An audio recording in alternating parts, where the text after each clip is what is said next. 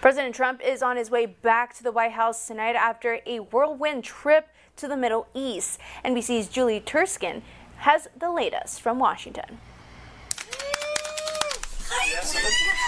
In Israel, cheers and tears as 20 living Israeli hostages held for 738 days returned home in emotional reunions with their families. Freed from Hamas captivity after Israel and Hamas agreed to key elements of President Trump's peace plan. Flanked by leaders from around the world, the president officially signing the deal in Egypt, where negotiators reached the historic agreement late last week. This is the day that people across the region and around the world have been working, striving, hoping, and praying for. It brought an end to more than 2 years of fighting. For now, a ceasefire, the first phase in a 20-point plan toward a lasting peace. Since hostilities ended, thousands of Palestinians have made the trek back to northern Gaza, and hundreds of aid trucks have begun pouring into the devastated region, carrying much-needed food and medical supplies.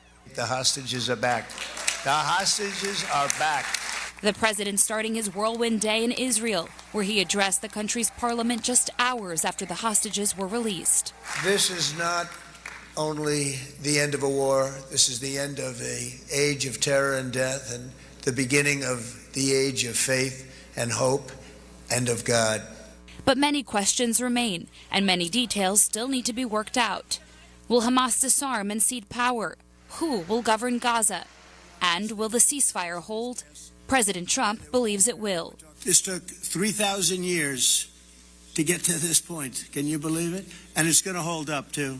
As part of the agreement, Israel also handing over hundreds of Palestinian prisoners and people detained during the war. And in Israel, while today is all about celebrating the living hostages that have been returned to their families, Hamas is also expected as part of this deal to turn over the bodies of 28 hostages that have either been killed by Hamas in captivity or died while being held there, many families still waiting as search operations are ongoing in Gaza for those bodies.